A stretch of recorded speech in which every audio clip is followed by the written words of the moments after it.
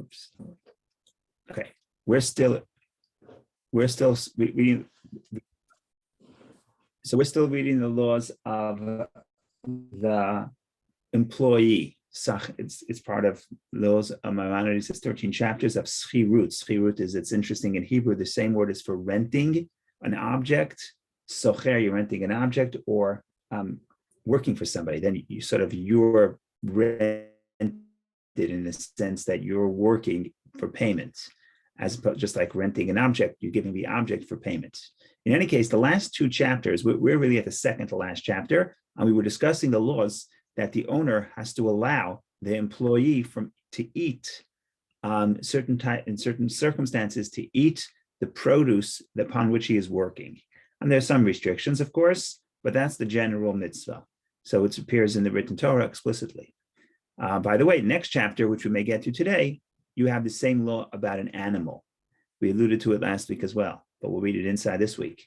That if I have an animal that's working on the field, I have to allow the animal to eat.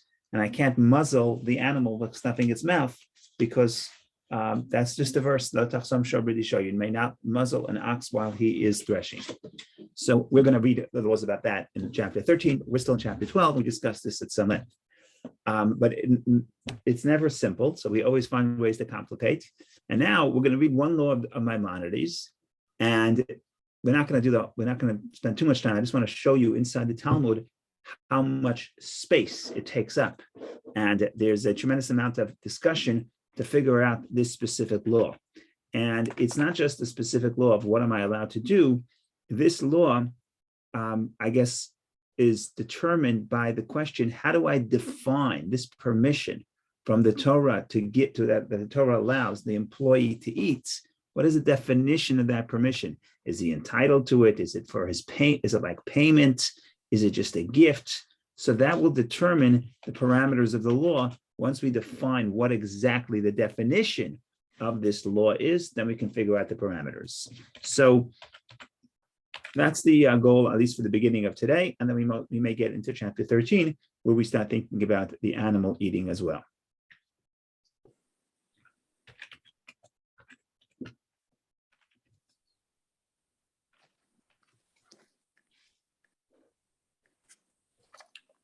Rabbi, remember at the beginning of us discussing that law, you read a beautiful poem outlining the moral reasons. So yeah. What you're trying to do, we are trying to now to determine something in addition to, or instead of. Yeah. Morally, you have to give the person the permission. The question is, what does that mean? Is it more, do you think more? So we'll get to the question, but once we determine the question, we'll determine what are the parameters, right? We understand there's parameters. You can't let somebody come into the field. That's because he's working there. He can't come in with his extended family. Maybe he could. Maybe he could come with his extended family. That's the question, right? Is it just the employee, or that's actually the question? Could the employee actually give it to somebody else? Could he hand the grapes to his wife and children? Okay. Oh, so now we have to figure out, just to say that it's a nice moral thing to let the employee eat is not going to suffice. We're going to have to get more information of what the definition of this permission is, and that will help us determine how broad it is.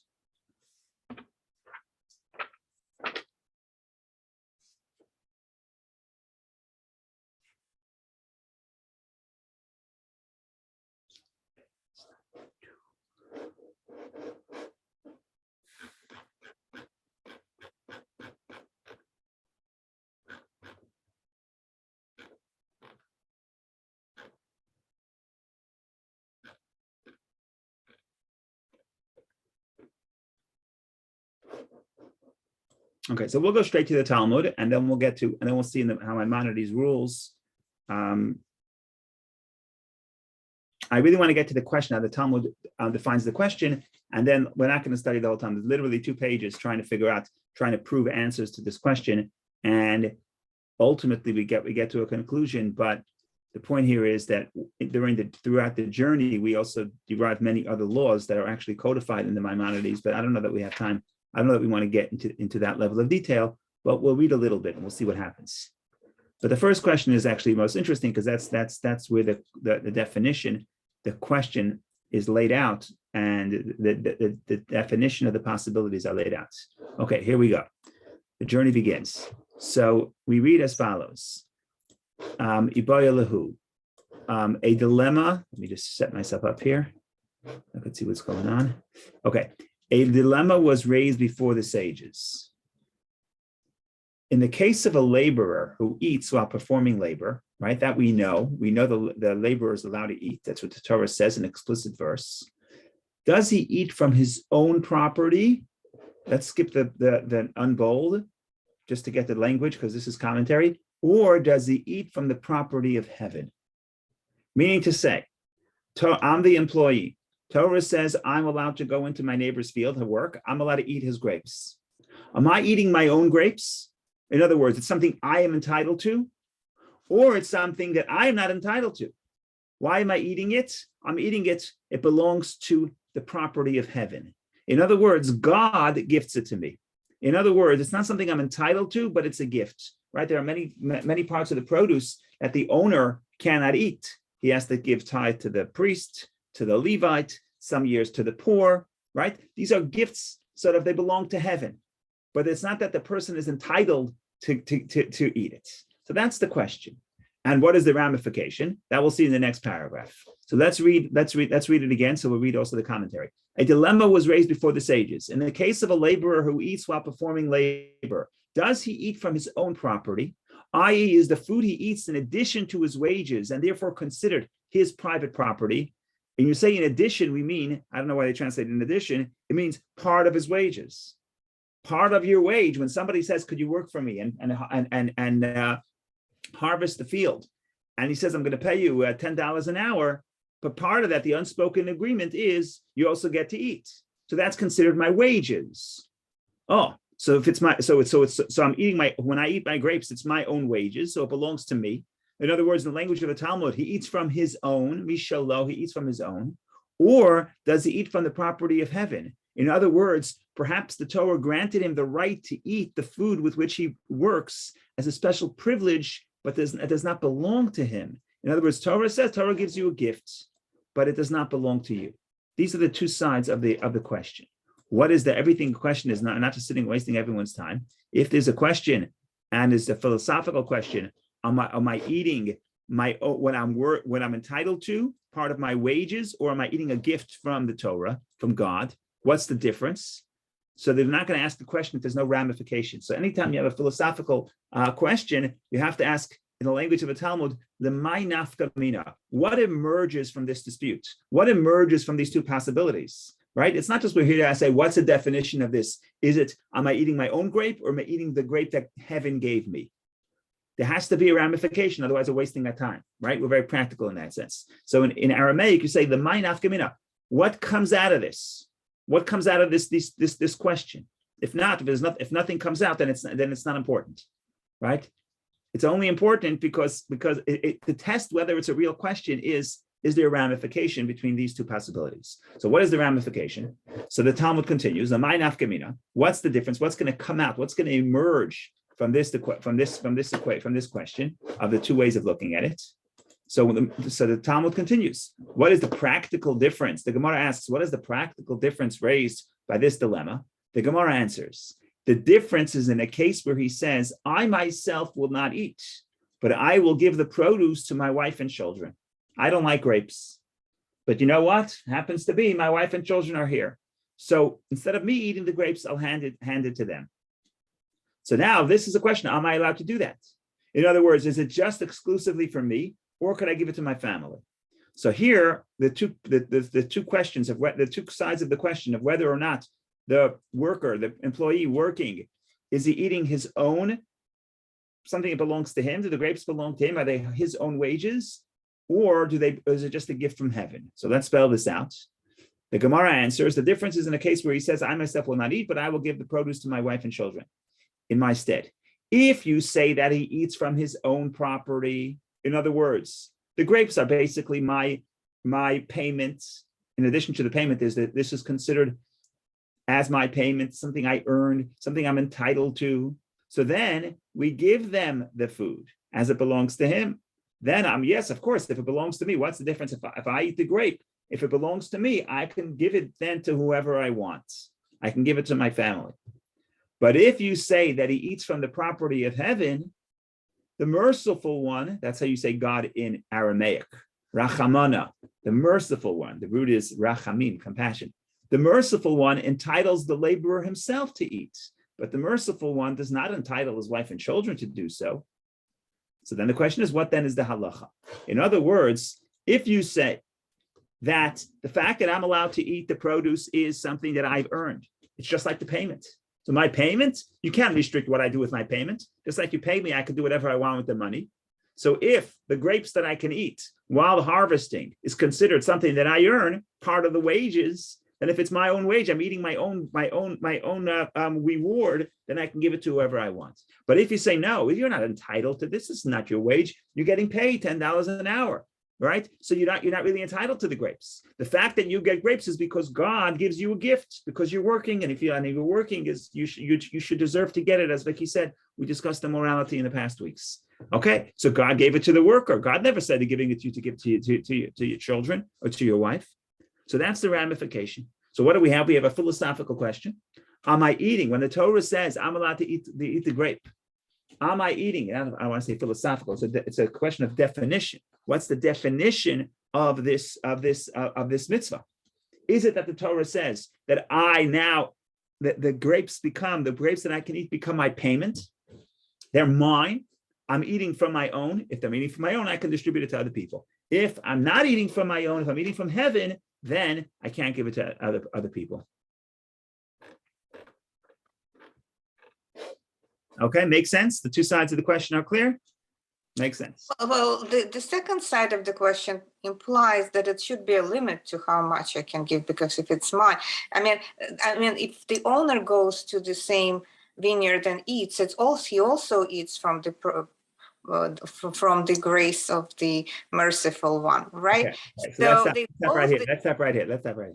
Everything is from the grace of the merciful one. In other words, everything belongs to Hashem. However, Judaism does believe in ownership. In other words, Judaism believes that when I own something, God, for whatever reason, allows me to own it. If I follow the laws of ownership, now God gave me permission, but it's considered mine. Sometimes the Torah says, God says, I'm giving you a gift. It's not yours under the laws of ownership. For example, if you're a poor person and the Torah says that your neighbor has to give you in certain years, the year 3 and year 6 of the cycle, the neighbor has to give you 10% of his produce. You're not entitled to it. You can't walk in and take it by force. It's not yours. It belongs to the owner. But the God tells the owner, give it to this guy. In other words, he's also sets the limit. Also sets the limit 10%. So in this case as well, we need to set a limit. Otherwise, so we're going to, part of the question of trying to determine whether this is a gift from heaven or not a gift from heaven, the first step we're going to do is, let's see, is there a limit, not on who can get it, but how much you can eat. So you're right. That's the first question the Gemara is going to, first possible answer. But the reality is it's not going to work. What we're going to get to is examining how much I can eat is not going to answer our question. Maybe I'll show you how we do that. Why? Because both sides could explain it away. So there's no way, and that's what we're going to do. We're going to go through case after case. We're not going to do it. We'll do maybe the first and maybe the last. But what we're trying to show here is that would be the first. What you did is the first thing we would do. We would say, 1 second, let's figure out, is there a limit? And if there's a limit, maybe we could start. If there's no limit, maybe that will help us understand the parameters of the question. So we'll jump in. We'll read the first possible answer. We're not going to get to a conclusion, and then we'll see if we'll go to the end, or we'll go to Maimonides. What is in Hebrew, in Talmud, what you do when you have a question you have to answer? So what you do is you want to bring proof. What is considered proof in the Talmudic discussion? So we probably discussed this in the past, but the Talmud really is divided into two parts. You have the Mishnah. The Mishnah was composed by Rabbi Yehuda the Prince in the year approximately 190 to the Common Era, and that's sort of the compilation of all the sages that lived up until that point. And that's called the Mishnah. And the sages of that Mishnah, of that period, are called Tanaim. Then you had a few hundred years of commentary, and then the Talmud has commentary on the Mishnah, and the sages of the Talmud are called Amoraim. And that was compiled approximately in the 5th century or 6th century, so a few hundred years later. What happens now is, if you're a Talmudic sage and you want to ask a question and you want to prove, what you have to do is you have to bring a teaching from the sages of the Mishnah. So it could be in the Mishnah, or it could be in what they call a Braita. Braita is the teachings of the sages of the Mishnah that were not included in the Mishnah. And the Aramaic for Braita means it's outside. So we're going to bring a series of Braitot, teachings from the sages of the Mishnah that were not included in the Mishnah, to try to prove one way or the other. And again, the big question is, what is the definition of the gift, of the permission of the employee to eat? Is he eating his own produce? In other words, he's eating something he earned.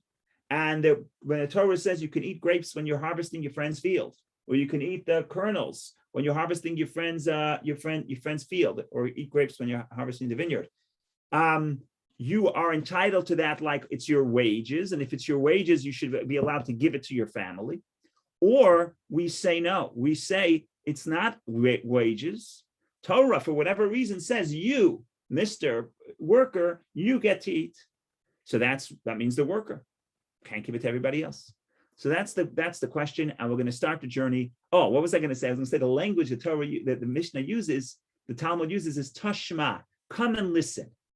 Right? You want to introduce a teaching, an answer. That you were going to have a series of tashmas. Taz, Aramaic for come, and shema is listen, like Shema, like Hear O Israel. So we're going to have tashma, come and listen. We're going to introduce a possible solution.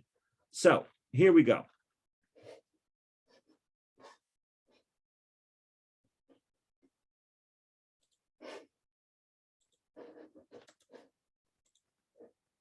The Gemara suggests, come and hear a proof from the Mishnah.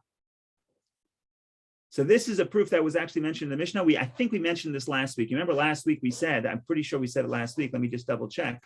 We said it last week. Yeah,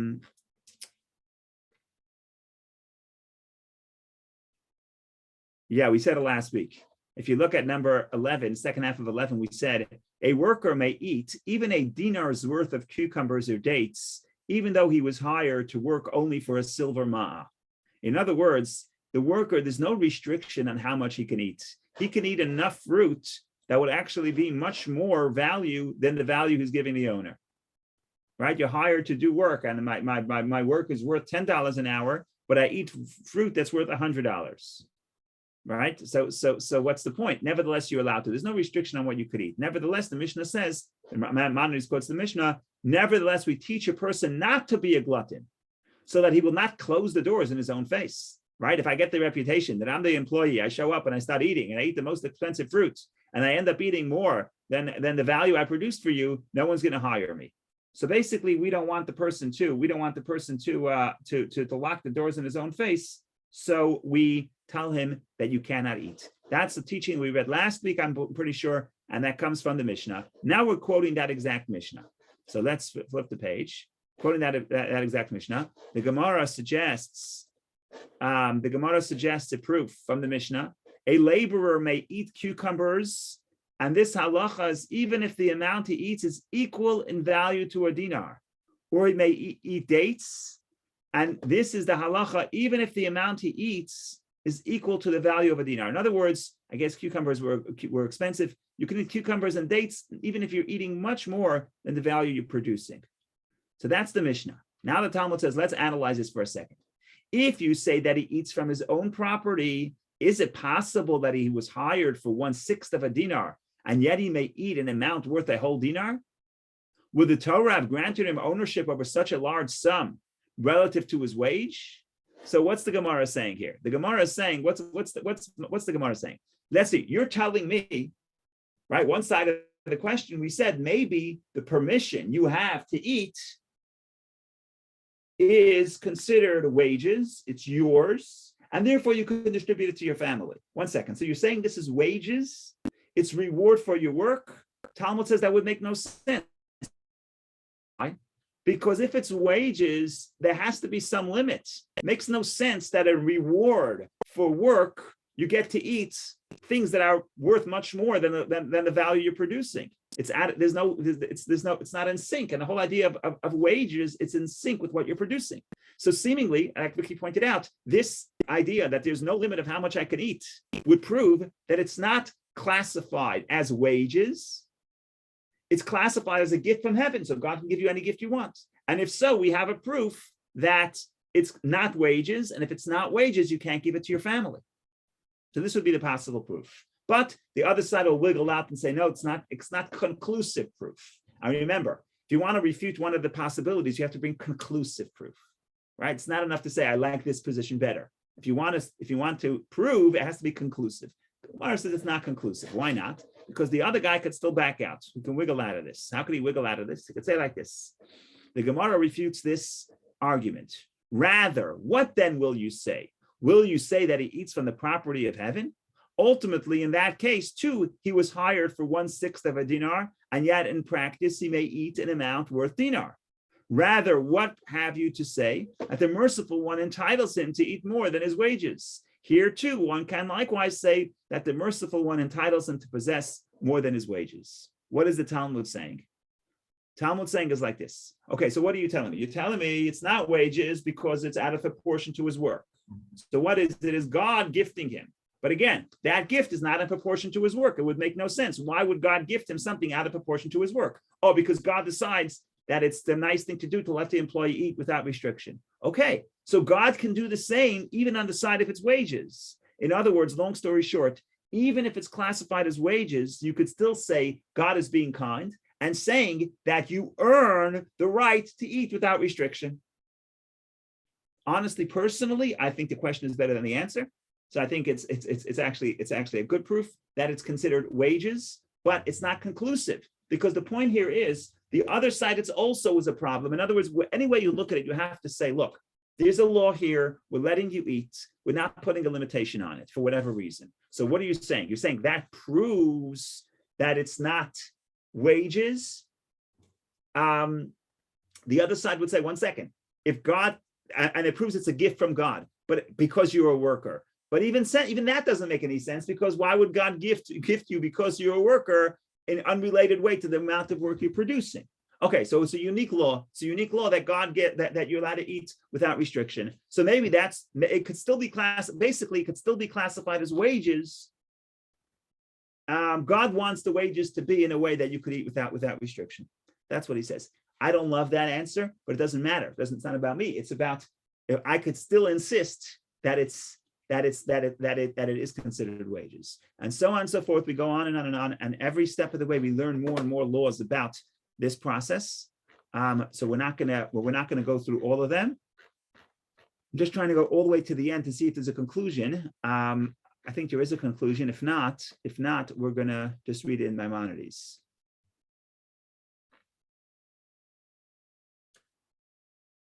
The bottom line is, without getting into this back and forth, the bottom line is that there's two Talmud passages from the Mishnah that are a contradiction, and the only way we can square this contradiction is to say that it's a disagreement, and essentially one party says it's wages and one party says it's a gift from heaven. So the answer is we're not sure. The answer is there's two opinions. With two opinions, we'll see how Maimonides rules. So I'm just going to jump to the end of the Talmud, right before the next Mishnah. You see, this is the next Mishnah. This is the next Mishnah. But we're going to go just to the end. Ella, rather, the Gemara retracts this interpretation and says that in fact, there are two passages from the Talmud, from the Mishnah, that disagree. And this is the content of the disagreement. That disagree with regard to this. That one sage, the Tana of the Mishnah, holds that a laborer eats from his own property, and the sage, the Tana of the Baraita, holds that a laborer eats from the property of heaven. This proves that this issue is in fact a dispute between Tanaim. So what do we know after a page and a half of Talmud, in addition to all the other laws that we studied, that we picked up? Not we didn't learn it, but the Talmud picks up in the process. We pick up that there's a disagreement. You have the sage of the Mishnah, the sage of the Baraita, but again, both are the same, have the same the same authority, because even the Baraita has the same authority as the Mishnah. Both the sages of the Mishnah, the question is which book you were included in, but the bottom line is we actually have a dispute, and the bottom line is there's two opinions, whether or not what you eat is a gift from heaven, is wages, and if it's wages, we know you can give it to your family, or it's a gift from heaven, and if it's a gift from heaven, you cannot give it to your family. So the suspense is high enough. Now we can look at Maimonides. What does Maimonides say? So it's going to be right out there. But the funny thing is, when you study Maimonides, you had no idea that this is a whole big issue, and it's a whole discussion, a philosophical discussion of how to think about this this mitzvah. But you got it because you study the Talmud. Says Rambam, number 12, which is where we're up to, I think. No, number 13. When a worker says, "Give my wife and my children what I would eat," one possibility. Or, "I will give a small amount of what I have taken to eat to my wife and to my children." In other words, either give all the grapes to my family, or give them a portion of what I'm going to eat. He is not given this prerogative. He has no permission to give it to his wife and children. And now we continue. So the bottom line, what's the answer? The answer is it wages or is it a gift? The answer is it's not wages, it's a gift. And if it's a gift, you can't give it away to heaven, because you can't give it away to your family, because Torah says it's for you. There's a gift. You didn't earn it. If you earned it, it's your wages. You can take it home. You can give it to whoever you want. It's not considered wages. It's considered a gift, and therefore it's specifically to you. Okay, that's the conclusion.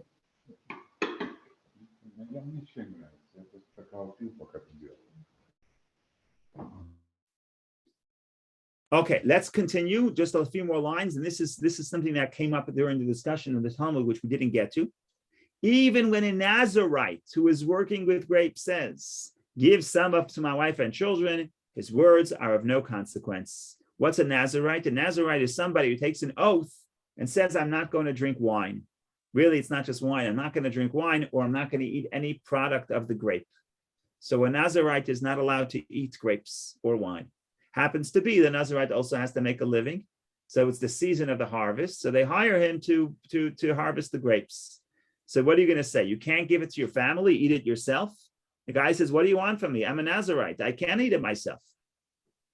I can't eat myself. So why don't you take those same grapes that I would have eaten and give it to my family?" Nevertheless, Maimonides rules, based on the Talmudic discussion that we jumped over, that no, even a Nazarite, you cannot give it to somebody else because there's no changing. It's not wages. It's not wages. You're not entitled to these grapes. You want to eat, God allows you to eat, but it's not your wages. If it's not your wages, you can't hand it to anybody else. Yeah, but does it highlight the fact that it's actually the moral reason more than anything else? Very good. Yeah, I think so. Even the Nazarite, I mean, it's kind of cruel to him, or maybe that's his choice if he chose to work as a picking grape. It's not cruel to him because his choice. Not just his choice. It's that the owner of the field is not restricting him. Right. See what I'm saying? The cruelty would be if I say, here, spend your whole day at the grapes, but I do not allow you to eat any of the grapes. If that guy doesn't like grapes for whatever reason, doesn't eat, that's not immoral.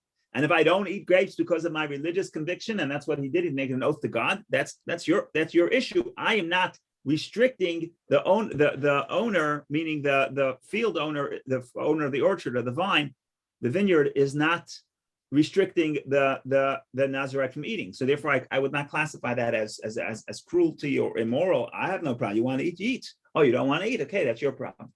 Right. Logical. Yeah.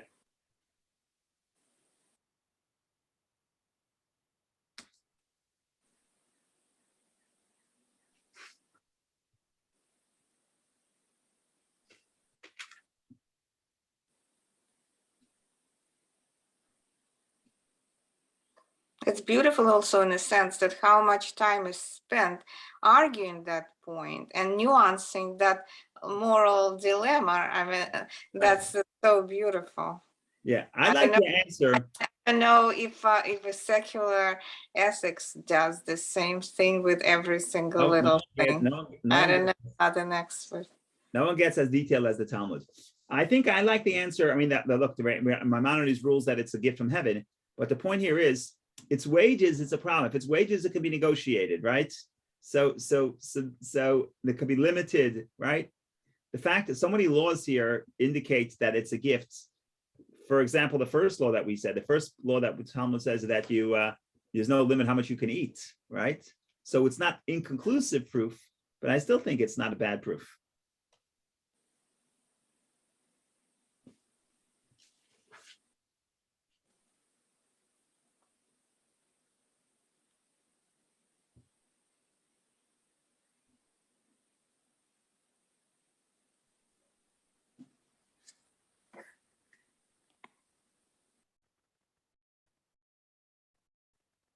Okay, let's continue a little bit more.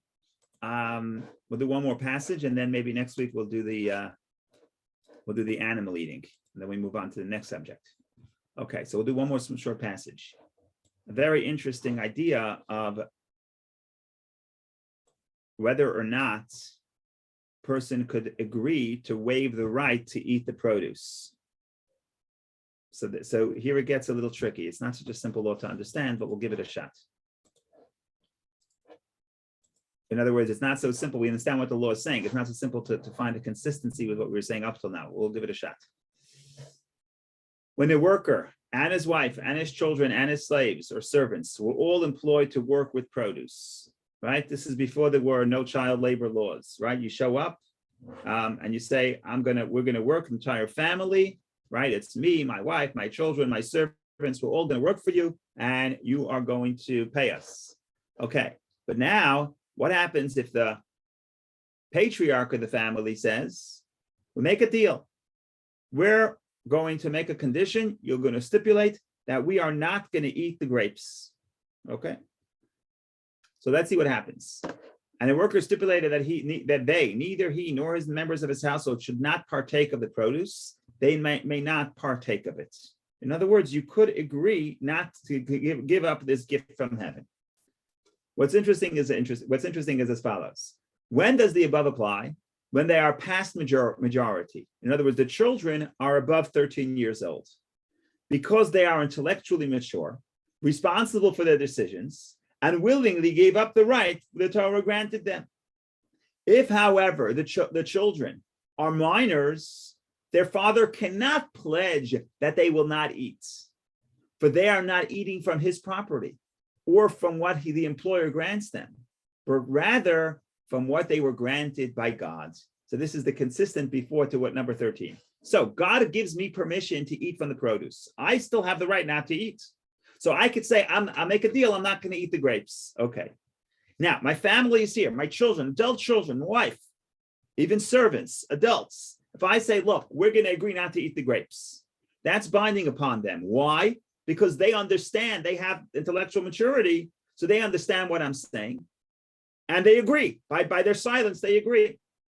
But if I say my child is 12 and a half is working, and I agree my child is not going to eat, the child still can eat. Why? Because he didn't reach majority, didn't reach the age of adulthood, so he can't really forgive any rights you have. Very interesting thing. A child can't give up rights. Because to give up rights, you have to understand the ramifications. You're not 13, you can't give up. You have no, we don't trust your judgment. So the child, you can never give up a child can never give up a right. So this is something that we say because the father says, I agree my children are not going to eat. The children are your possession. You're in charge of your children, but you cannot deprive them something that they're eating, not because of you, but because of heaven. So that's interesting. An adult could give up his right, but a child cannot because he doesn't have that maturity to be able to understand the ramification. But again, this is also consistent with the idea that what they're eating is a gift from heaven. The implication is that if what they're eating is considered wages, then maybe it seems Maimonides' language, maybe the father could give up, right? Because who negotiates the wages of the child? Not the child, the father. And in the halacha, the father has certain rights to do so. So if it would be part of a negotiation of just like the father could agree that the child will get paid $8 an hour instead of $6 an hour, right? So the child, or vice versa. So that just like if it's a payment, if it's wages, then the father certainly has the right to negotiate on behalf of the child. And therefore, if the father would negotiate a deal and say, he's not part of the package, you pay me more, but I won't eat grapes. Okay, you could negotiate that if it would be considered wages. So if it would be considered wages, then the father could negotiate that the young children would not get it. But because it's not considered wages, because it's a gift from heaven, the father cannot negotiate that away. An individual person, an adult, could give up that right. So if the father says, my older children are not going to eat the grapes, and they heard and they agreed and they accepted, then they can't. Not because it's wages, because they agreed. But a child cannot agree to give up a right. And if it's a right from heaven, father cannot negotiate that away. And therefore the child is always entitled. So that's also ramifications from this question of whether or not he's eating from the sake of heaven, because of heaven, or because of himself. So that, I think, is enough for today. We finished chapter 12, and next week we talk about. We'll see what we'll do next week. I have a thought that next week is the week before Passover, and we're going to start something tomorrow that we're not going to finish tomorrow. So maybe we'll spill over to next Tuesday. So we may put Maimonides on a hold for one more week, but we'll see already. But the bottom line is, next time we'll discuss a little bit about the animals, and then we'll go to the other laws. So that's the story in short. Thank you for joining. Comments, questions, protests, everything is welcome. Have a wonderful day. Thank you, Rabbi. I had a small question about